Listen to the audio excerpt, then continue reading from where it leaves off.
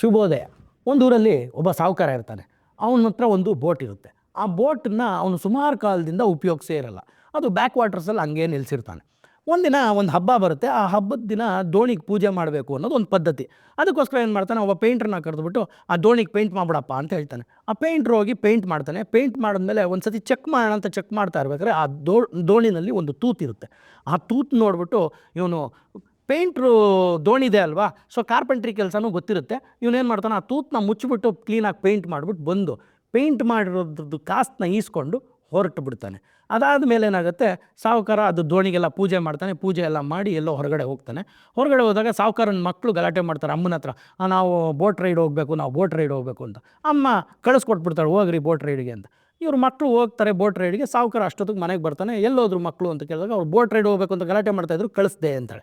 ಆವಾಗ ಸಾಹುಕಾರಂಗೆ ಭಯ ಆಗುತ್ತೆ. ಯಾಕೆಂದರೆ ಬೋಟಲ್ಲಿ ತೂತಿದ್ದಿದ್ದು ಗೊತ್ತಿತ್ತು ಅವನಿಗೆ. ಬರೀ ಪೂಜೆ ಮಾಡೋಕ್ಕಲ್ವಾ ಅಂತ ಹೇಳ್ಬಿಟ್ಟು ಬರೀ ಪೇಂಟ್ ಹೊಡಿಸ್ಬಿಟ್ಟಿದ್ದಾರೆ, ರಿಪೇರಿ ಮಾಡಿಸಿರಲಿಲ್ಲ. ಬಟ್ ಆಚೆ ಬರ್ತಾನೆ ಗಾಬರಿನಲ್ಲಿ ಆಚೆ ಬಂದಾಗ ನೋಡ್ತಾನೆ ಮಕ್ಕಳು ಬೋಟ್ ರೈಡ್ ಎಂಜಾಯ್ ಮಾಡ್ಕೊಂಡು ವಾಪಸ್ ಬರ್ತಾ ಇದ್ದಾರೆ. ಖುಷಿ ಆಗುತ್ತೆ. ತಪ್ಕೊಂಡಾದ್ಮೇಲೆ ಮಕ್ಳನ್ನ ಕೇಳ್ತಾನೆ. ಅವ್ರ ಮಕ್ಕಳು ಚೆನ್ನಾಗಿತ್ತಪ್ಪ ಅಂತೆಲ್ಲ ಹೇಳ್ತಾರೆ. ಆಮೇಲೆ ಅವನಿಗೆ ಗೊತ್ತಾಗುತ್ತೆ, ಪೇಂಟ್ರಿಗೆ ಪೇಂಟಿಂಗ್ ಕೊಟ್ಟಾಗ ಅವನು ಅದನ್ನ ರಿಪೇರಿ ಮಾಡಿರೋ ವಿಷಯ ಗೊತ್ತಾಗಿ ಆ ಪೇಂಟ್ರನ್ನ ಕರೆದು ಅವನಿಗೆ ಬಹುಮಾನ ಕೊಡ್ತಾನೆ. ಇದರಿಂದ ಏನು ಗೊತ್ತಾಗುತ್ತೆ ಅಂದರೆ, ನಿಮ್ಮ ಕೆಲಸದಲ್ಲಿ ಶ್ರದ್ಧೆ ಭಕ್ತಿ ಎಲ್ಲ ಇದ್ದು ಯಾವುದೇ ಥರದ ಅಪೇಕ್ಷೆ ಪಡೆದೇ ಹೋದರೆ ಆ ಭಗವಂತ ನಿಮಗೆ ಸಲ್ಲಬೇಕಾಗಿರುವಂಥ ಬಹುಮಾನನ ಸಲ್ಲಿಸ್ತಾನೆ ಅಂತ. ಇದುವೇ ನಿತ್ಯ ಸತ್ಯ.